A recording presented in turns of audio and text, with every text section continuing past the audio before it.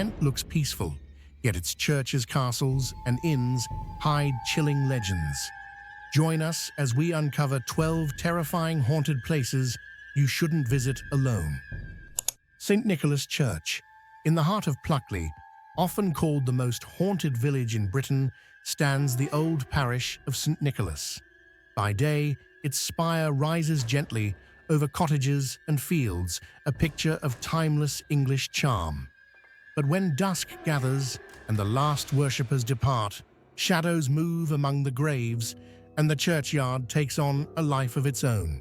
This church has long been tied to the Deering family, whose tombs rest beneath its floor. Their name appears across centuries of Kentish history. Yet it is not just their memory that lingers.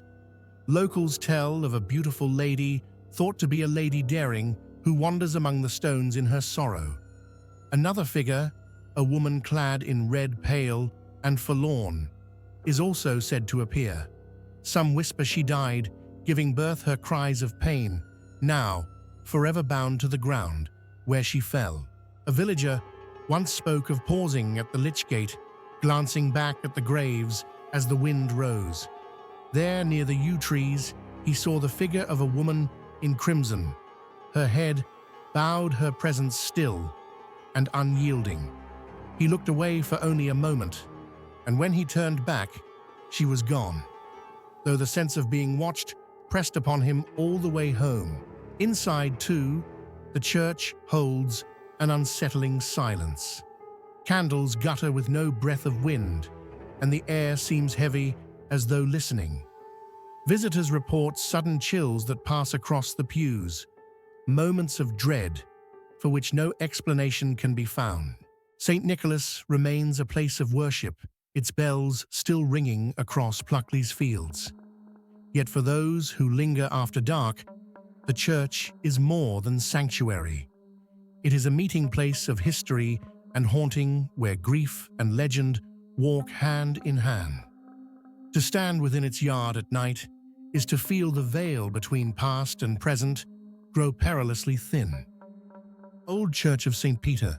Tucked away on a quiet road near Penbury stands the ruined old Church of St. Peter, its stone walls fractured by time, its roof long surrendered to the sky. By day, it seems merely a relic half forgotten, where ivy creeps across the crumbling tower. But when darkness falls, locals insist the ruin becomes something else entirely. A place where the air thickens with sorrow and a spectral woman makes her presence known. The church dates back centuries, once the spiritual heart of its parish. Generations were christened and buried here, their prayers echoing through the nave. But as the years passed, the building fell into decline, replaced by a newer church in the village. Left behind, the old stones soaked up silence, and some say the restless dead. The haunting most often spoken of is that of a solitary woman. Witnesses describe her as a pale figure, drifting through the broken archways, her face obscured by shadow, her form vanishing into the ruined chancel. Some claim she kneels as though in prayer, only to dissolve when approached. Others have seen her at the doorway standing as though waiting for a congregation that will never return. One local man recalled venturing inside at twilight. As he paused beneath the skeletal beams, he felt an overwhelming sadness, followed by the distinct impression of being watched. From the corner of his eye, he glimpsed movement, a figure gliding silently toward the altar.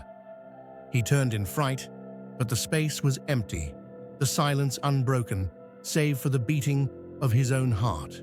Today, the old Church of St. Peter is little more than a shell, its stones open to the wind and rain.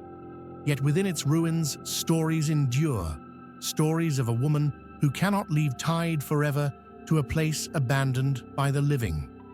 To wander here after nightfall is to step not only into history, but into a presence that refuses to fade. Godington House, set amid rolling parkland on the outskirts of Ashford, stands Godinton House, an elegant Jacobean mansion with sweeping staircases and panelled rooms that seem to hold their breath. To the visitor, it is a showcase of Kentish heritage. Yet to those who linger beyond dusk, the house is remembered for something far less comforting: the restless spirits of women whose stories ended in terror. Godinton has been home to noble families for centuries, its walls bearing witness to triumph and tragedy alike. But beneath its grandeur lingers the tale of a lady in a black silken dress. She is said to have formed a forbidden attachment to a priest, a romance that ended in betrayal and blood. According to legend, the priest turned upon her and murdered her, and now her phantom drifts through the corridors, her gown rustling softly as she ascends the staircase where life was stolen from her. Yet hers is not the only presence. Another figure, pale and clad in white, is believed to have been walled up alive within the house. Visitors claim she still haunts the sealed chamber, her spirit clawing silently against stone that will never give way. At times, her form has been seen gliding along the gallery, her expression one of mute despair. A guest once described pausing upon the grand staircase as a sudden chill enveloped him.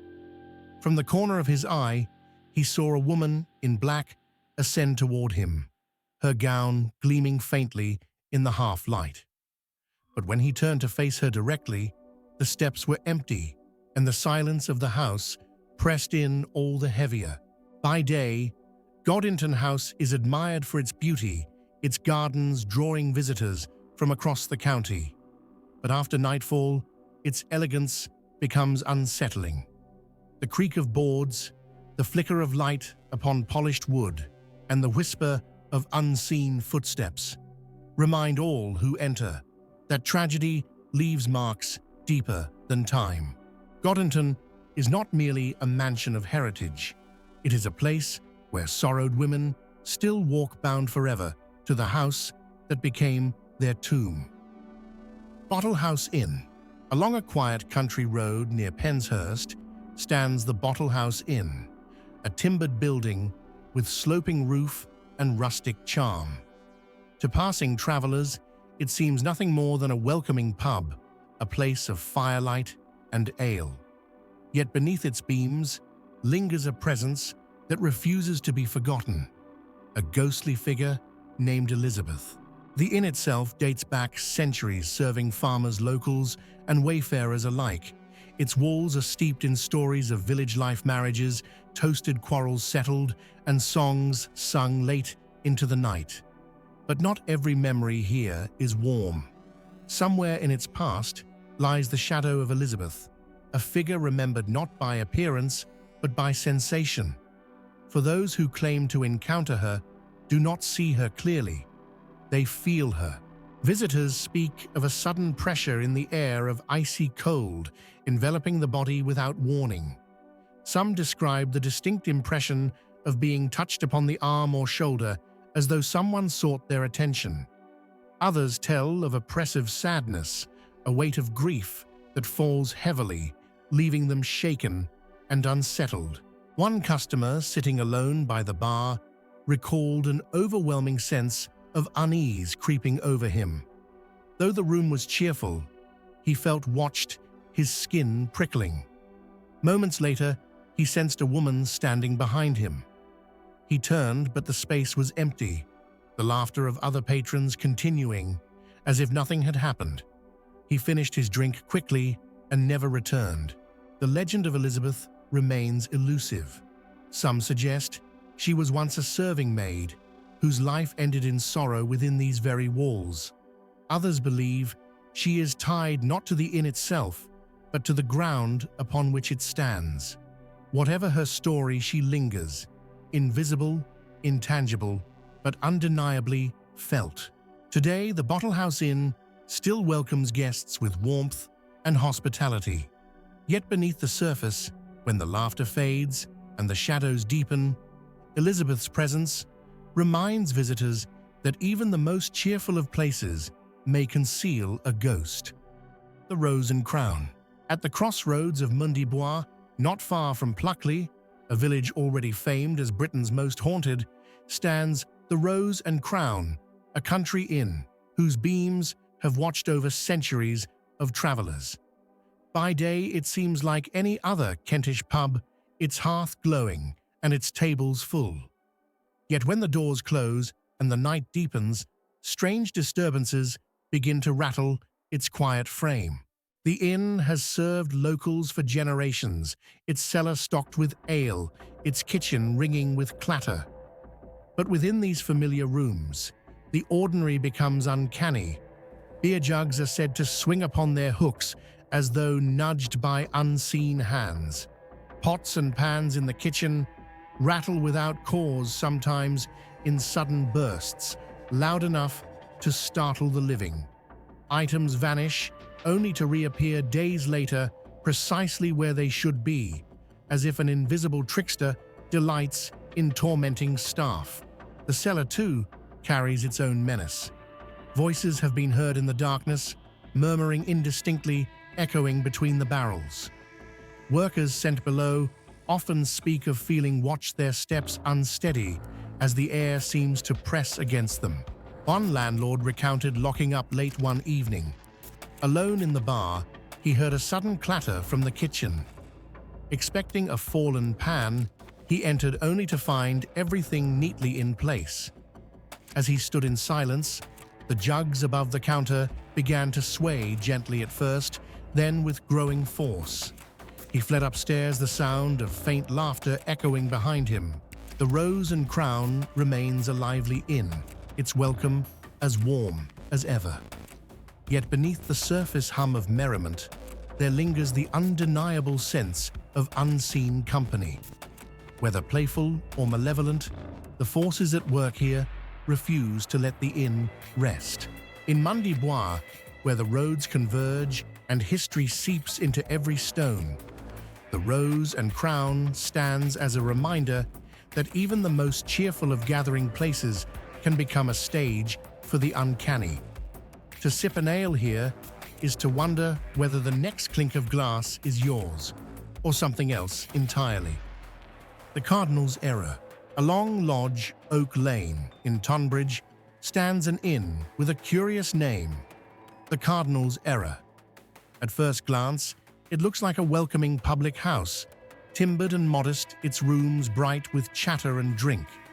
But behind its cheerful facade lingers a tale of despair, betrayal, and the tragic ghost of a young woman named Nell. The building itself began as a farmhouse before being turned into an inn. Yet its walls bear more than rustic memories. Nell was a farm girl said to have fallen in love with a local man who promised her marriage. When she became pregnant, he jilted her cruelly, abandoning her in shame. In despair, she dressed in her wedding gown and drowned herself in a nearby pond. From that day onward, the story of her restless spirit has haunted this place. Visitors and staff tell of footsteps pacing up and down the upstairs corridor long after the rooms have emptied. In the bar below, a figure has been seen, a young woman in a wide hat, moving purposefully through the doorway before climbing the stairs. Some insist she is Nell, reliving her final walk to the bedroom she once called her own. The accounts grow stranger still. In certain versions of the tale, Nell bursts into a bedroom in ghostly frenzy, hurling herself out of the window. Others say she appears silently at the end of the bed, her presence cold and heavy, watching the living as they wake in terror. One landlord admitted that the furniture in the bar has been moved, overnight chairs dragged across the floor by unseen hands. Another staff member recalled the door slamming open, though no breath of wind stirred outside, followed by the sound of hurried steps vanishing up the stairs. By daylight, the Cardinal's Error is an ordinary inn, alive with warmth and chatter. Yet when silence falls, Nell's tragedy returns again and again, echoing in the corridor, slamming through the doors, chilling those who dare to linger. The inn reminds us that love betrayed can linger far beyond the grave. Here in Tunbridge, every creak of the floorboards may be Nell's return, every cold draught, her final despair, sweeping through the house once more. Binbury Castle. On the slopes above the Kent countryside lie the ruins of Binbury Castle, a site that has crumbled into weathered earth and broken stone. To the casual visitor, it is little more than an outline, tumbled walls, uneven ground, and silence pierced only by the cry of birds. Yet to those who have lingered here after dusk, the ruins conceal more than history. They harbor sounds and sensations no ruin should possess. Binbury Castle once served as a medieval stronghold, guarding the landscape and offering refuge in troubled times. Centuries have passed since its towers stood proud, but the place carries echoes of its violent past. Scrubbing noises have been reported in the ruins as though unseen hands still labor to clean weapons or armor. Heavy thuds reverberate across the site, though there is no stone falling, no human to make them. Sharp clicking sounds ring out in the dark, like nails tapping against wood or stone, chilling in their persistence. One man who dared to sit alone among the ruins described being suddenly thrown from his chair. There was no wind, no visible cause, only a violent force that tipped him sideways, leaving him sprawled on the ground. Shaken, he fled, convinced that something angry had made itself known. Visitors often remark on the oppressive stillness that grips the castle's site. The air seems to grow heavier as twilight deepens the silence, broken only by sounds that have no earthly origin. Some speak of feeling watched from the shadows, though the ruins lie open and deserted. Today, Binbury Castle remains a fragment of the past, its stones slowly sinking back into the earth. Yet it endures as more than a relic. The noises, the unseen violence, and the strange energy that rises from the ground remind all who enter that the past here is not entirely quiet. To walk among its ruins at night is to court the unknown. Every echo may be a ghost of history, every thud a remnant of battle, and every cold breath a warning from those who never truly left. Hamlet Hotels. On the busy London road stands Hamlet Hotels, a modern facade that belies a sorrowful past.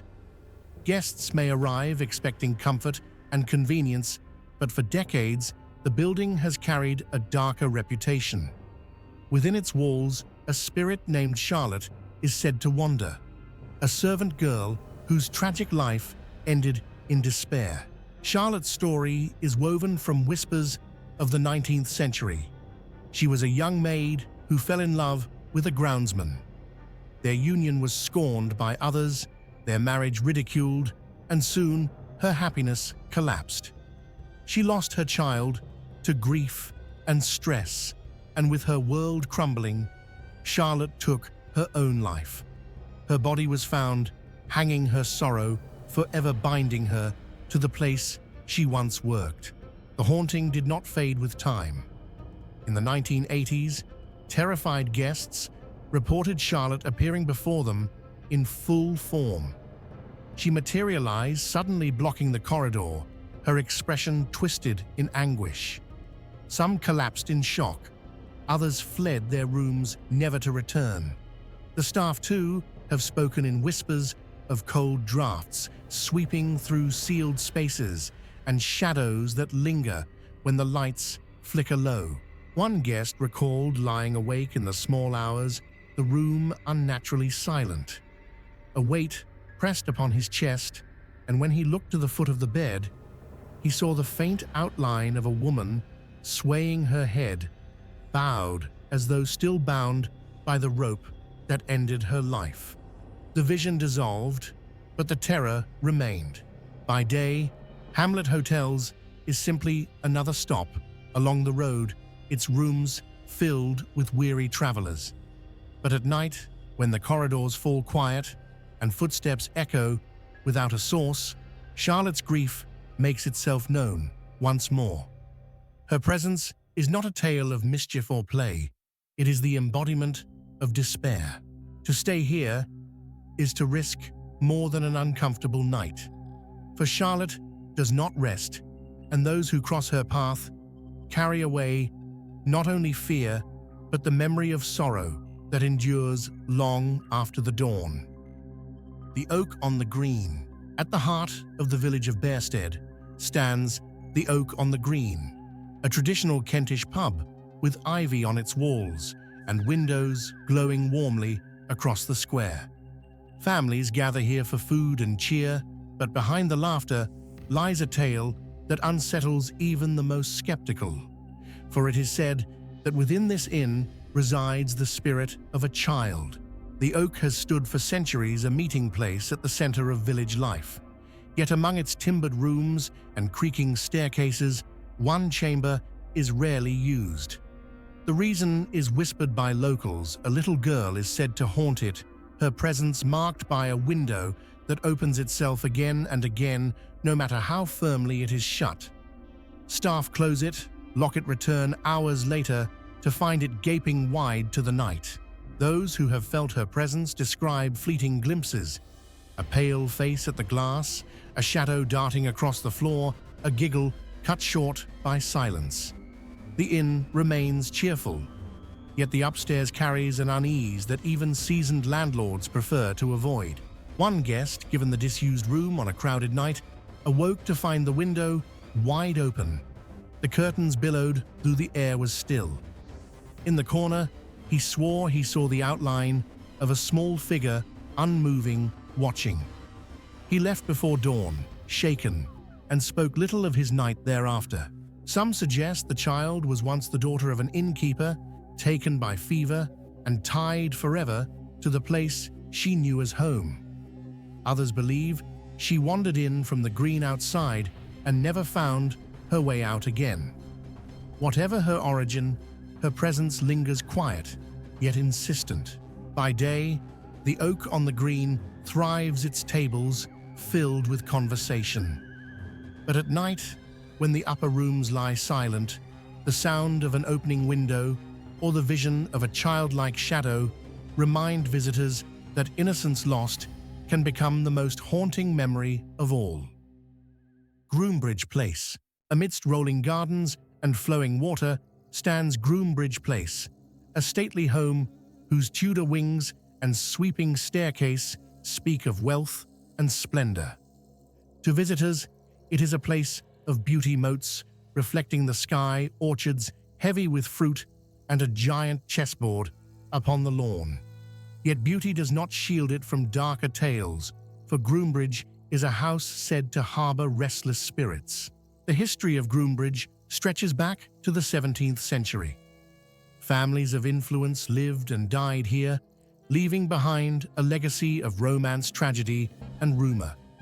And with them remain echoes, figures that still walk its corridors, scents that drift without source, voices that pierce the silence. The most frequently seen apparition is a Victorian lady dressed in grey. She appears in the morning room, her somber figure fading slowly into the air. Guests and staff alike have spoken of the unmistakable odor of lavender filling the grand staircase, mingled at times with the acrid scent of cigar smoke, though no smoke curls from the hearth. Not all spirits here are gentle. By the moat, the shadow of a man has been sighted in a doorway. He is said to be an ostler, a stableman who drowned on the grounds in 1808. His presence looms heavy, a reminder of tragedy tied to water. Perhaps the most chilling encounter occurred during a modern investigation when a voice was captured on video near the giant chessboard. Clear, insistent, and deeply unsettling, it uttered the words, "I'm alive." One guest recounted descending the staircase at dusk, the scent of lavender suddenly enveloping him. As he reached the landing, a cold hand seemed to brush his sleeve, though no one was there. Others have spoken of shadows flitting across rooms empty of life, and of feelings so oppressive they hurried outside shaken to their core. Today, Groombridge Place remains a celebrated estate, its gardens open to the public, its walls admired for their splendor. Yet when the crowds have gone and the light fades, the house belongs once more to its unseen residents. Groombridge is a place where beauty and dread are bound together, and where the past whispers insistently into the present. St. Mary the Virgin Church. In the quiet village of Kemsing stands St. Mary the Virgin Church, its tower rising above the high street, its stones weathered by nearly 1,000 years of worship. By day, the building is serene, its stained glass casting soft light across ancient pews. But by night, stories are told of a rider who returns again and again, his soul burdened by a deed so dark that time itself could not absolve him. The tale reaches back to the 12th century and the murder of Archbishop Thomas Becket in Canterbury Cathedral. Among the knights who struck him down was one said to have been overcome by remorse. Local tradition claims he came to this church seeking forgiveness, begging mercy from heaven. But his penance was never enough, and his spirit remains restless. On cold winter nights, villagers say the sound of hooves rings out along the road to Kemsing. A rider approaches through the darkness, his figure clad in armor, his horse snorting clouds of mist. He dismounts solemnly at the church gate and vanishes into the building. Those who have seen him insist he leaves no tracks, no sound, but the echo of iron-shod hooves upon frozen ground. One witness described walking home late when the stillness was broken by approaching hoofbeats. Expecting a rider, he stepped aside, only to see nothing but shadows. Yet the sound continued past him, ending at the churchyard. Terrified, he dared not follow, but swore he saw the great doors of the church shift open just enough for a phantom knight to pass through. Inside, too, the atmosphere grows heavy on such nights. The air chills candles gutter, and an oppressive silence descends, as if the stone itself remembers bloodshed in another place, another century. St. Mary the Virgin remains a place of faith, its bells still calling villagers to worship. But with every winter's night, the legend of the remorseful knight endures. To walk its grounds after dark is to risk hearing hoofbeats approach out of empty air, and to wonder if forgiveness can ever truly be found for a sin written so deeply in England's history. Penshurst Place. In the rolling countryside near Tonbridge rises Penshurst Place, one of the great historic houses of England. Its stone walls, courtyards, and sprawling gardens speak of centuries of nobility, poetry, and politics. By day, visitors admire its Elizabethan halls and tapestries.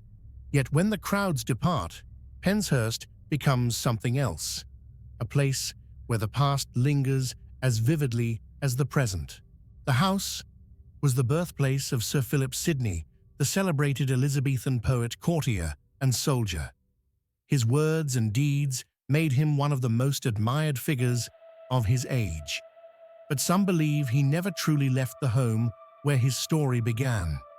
Witnesses have described seeing a tall gentleman in Elizabethan finery, complete with ruff and doublet, moving with dignity through the long gallery. He does not startle, nor does he fade quickly like so many phantoms. Instead, he seems as solid as any living man, until he vanishes at the turn of a corner. Some suggest he returns out of love for the estate, others that his restless spirit recalls his tragic death in battle, cut down at the age of only 31. One visitor spoke of glancing into a mirror in one of the great chambers, only to see beside her reflection the calm face of a man in 16th century dress. When she turned, no one stood there. The memory left her shaken, convinced she had glimpsed the poet himself. Penshurst Place remains both a monument of culture and a house of quiet hauntings. Its grandeur is undiminished, but its legends remind us that even in splendor, the past walks quietly beside the living. To visit its halls is to step not only into history, but into the shadow of a poet who may never have truly departed. Which haunted place in Kent chills you most? Comment your story below and subscribe to Creepy Experience for more ghostly journeys through Britain's dark past.